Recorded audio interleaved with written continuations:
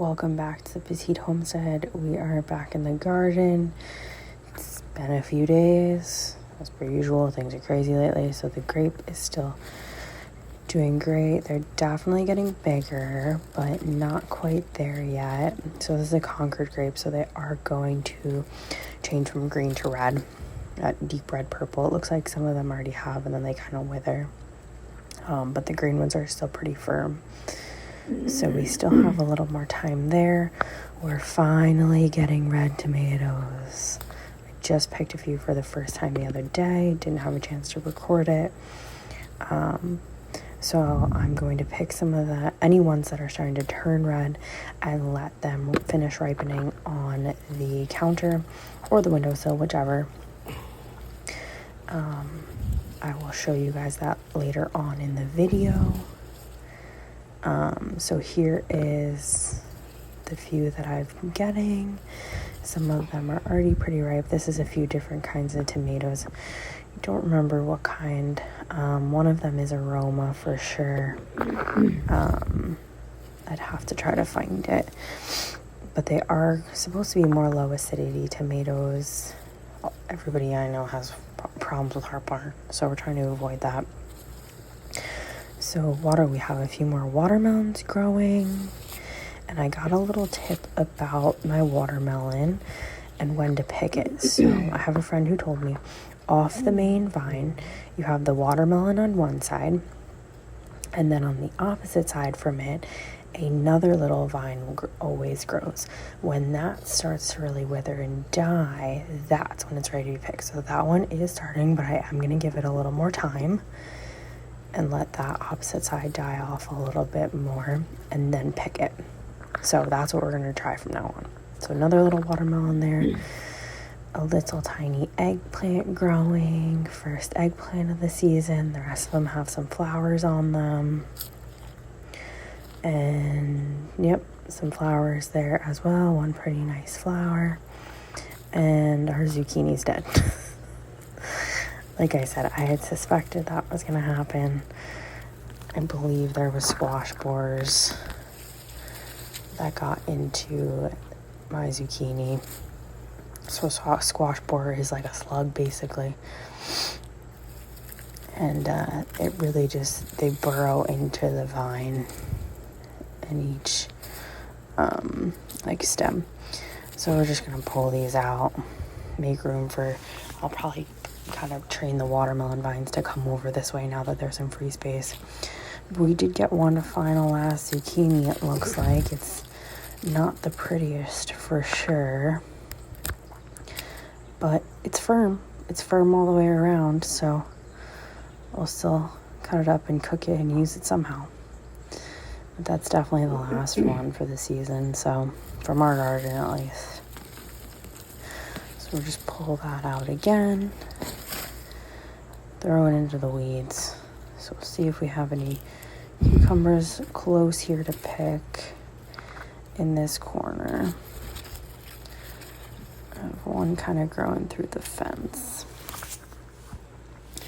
We're gonna bring that back to the other side. And I apologize for the poor video quality. I didn't grab my holder, so I'm holding my phone in one hand and using my opposite hand to try to pick vegetables, which doesn't always work. So some of those other cucumbers we can reach from the opposite side. So let's head over there. So the peas are surprisingly a little still with us. They've definitely died off quite a bit, but there's still some flowers on a few of them. You can see they're pretty dry looking. But these, on the ends, they still look pretty fresh. And as you can see, there's a couple flowers every so often. The beans aren't totally filled out, so I'm not picking any of them, but maybe they'll survive and then continue to grow into the fall. Again, they like the cooler weather, so they will do well in both spring and fall. So once they're like totally died off, I'll probably pull those out. But they're still a little alive, so we're gonna leave them. So we'll pick some green beans here, and these are looking a little, one's not good. Something was eating that. So throw that one away. These plants are doing okay, but their leaves are looking a little funky. Almost like they're getting like a fungus or something. But they're still producing. So we'll pick what we can here. We're getting a ton of green beans at this point. I'm loving these plants that I got. So I ordered the seeds from Hudson Valley Seed Company. They are a provider bush green bean, and they have provided a lot. I've already frozen 3-4 bags, like vacuum sealed bags for the winter. So we're off to a good start. I don't really have a set number of bags that I want to freeze, maybe closer to like 10. That'll keep us well into the winter in terms of, you know, having some fresh green beans, but we're still getting plenty. As you can see, there's still flowers and buds, so they're just going to keep growing and producing, and we'll keep eating them, and I'll keep preserving them. So looks like that branch actually came off, so we'll pick those off. Just throw them in the bucket. It happens. You're not going to kill your green bean plant. It's not the end of the world. Green beans are pretty darn resilient. One year I had something get in my garden, whether it be a groundhog or rabbit, something went in and literally ate the entire tops of my green beans. All the leaves were gone. It was just the stems, and they survived. So they're a very resilient plant. So don't be worried if, you know, you lose a branch here and there, or something eats them a little bit. It'll be okay, most likely. So I got a few more here before we move on. And I'm always amazed at how big these green beans are too. Like, they're just a really solid green bean. And we finally have peppers starting to turn. So again, I was leaving these green bell peppers, waiting for them to turn orangey red. And once they do, same as the tomatoes, I will pick them and let them finish ripening on the counter. That way I don't risk them getting eaten by bugs or an animal. So we're gonna pick a few of these, and I've actually decided to make a couple jars of vinegar peppers. So vinegar peppers are just green peppers cut up into like 1.5 inch pieces, and then you can them with a mixture of 2 parts vinegar to 1 part water, and then a tablespoon of salt in each, and that's it. Like, you just boil the vinegar and water and pour it over your peppers. So I'll probably post a video of that as well, but it's a way to preserve peppers. You know, my boyfriend's family will use them, so I'm gonna make some. So we're gonna pull out that radish. That lettuce is still growing, but not ready to be picked yet.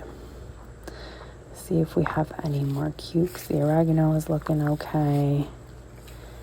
See if there's any more cukes here.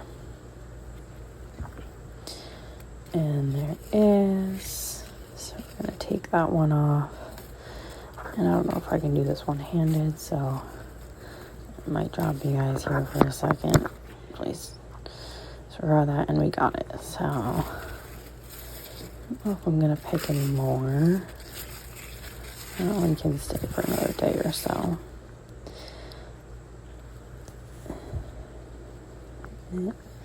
And I gotta take this in and come back before I put any more, because I'm out of room in my bucket. Okay, so now we have, we're gonna leave it, no, we'll pick it, why not? And that one had something to start eating it. There is something getting in here. I know we have a rabbit in the yard. I don't know if it's a rabbit or something else, but I think there is something getting in my garden. So let's pick some more of these peppers, and that one is actually starting to turn a little bit. You can see that discoloration there. It's actually the pepper starting to ripen. So we're gonna pick a few more of these. Again, they've been on the vine for a while.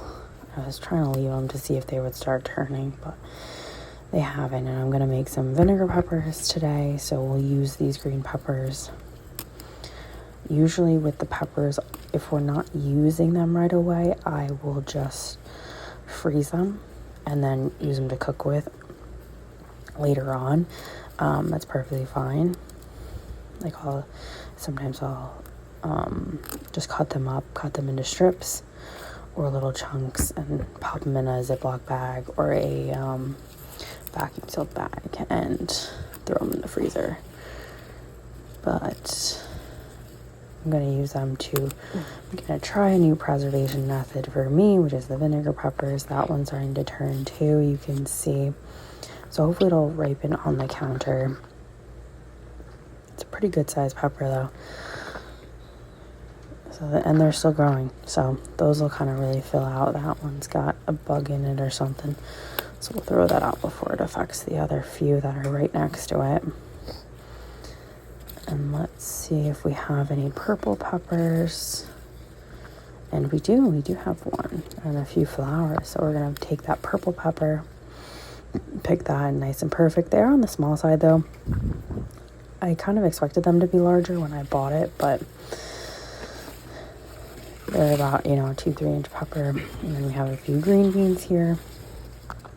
I don't think you want to see me pick any more green beans.